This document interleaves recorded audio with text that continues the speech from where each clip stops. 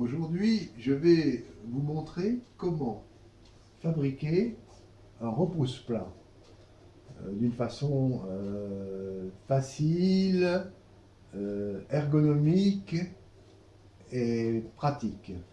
Alors, les repose-plats, vous avez certainement à la maison différents modèles. Par exemple, une tranche de bois, ça c'est une tranche de cad coupée, mais vous ne disposez pas forcément d'un cad à la maison.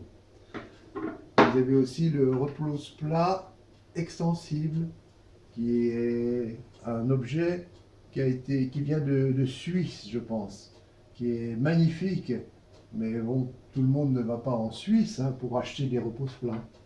Alors vous avez aussi, regardez, un objet magnifique. C'est un objet manufacturé qui n'est pas à la disposition du grand public. Regardez, c'est un objet en bois magnifique. Ça peut servir de repose-plat.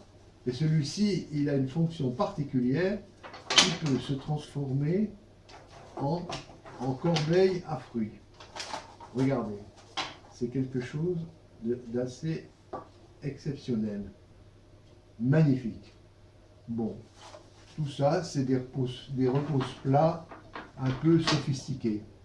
Moi, je vais vous montrer comment fabriquer rapidement un repose-plat maison, à la maison, et d'une façon très simple et assez particulière.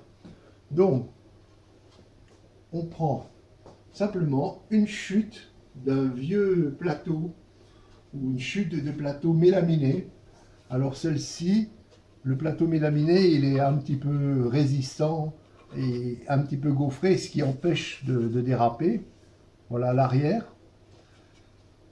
On coupe un carré, ou on fait couper à la limite par un professionnel, ou même par vous-même.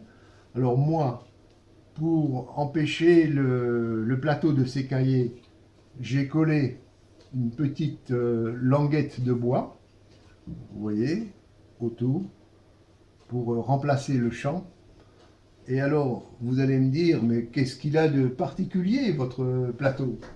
Eh bien, il a ceci de particulier qu'il est surélevé, c'est-à-dire que on peut le prendre facilement. Mais comment est-ce possible, vous allez me dire? Comment est-ce possible? Eh bien, je vais vous le montrer. Alors, regardez, dessous le plateau, vous avez des pieds.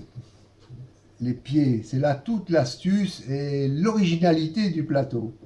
Alors, ces pieds, ils sont constitués avec des bouchons de particuliers, des bouchons de dentifrice. Vous voyez, ici, je vous en montre un. Alors, on perce le bouchon, ici. On a mis une petite vis à l'intérieur. Vous voyez. Et on perce un petit peu le plateau. Et là, je vous fais simplement la démonstration pour vous montrer. Voilà.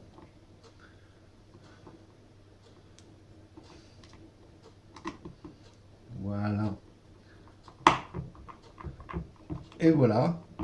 Donc, je vous ai fait la démonstration sur un bouchon. Alors, c'est ça qui fait l'originalité et l'astuce. Vous avez un magnifique plateau avec des bouchons de plastique de récupération.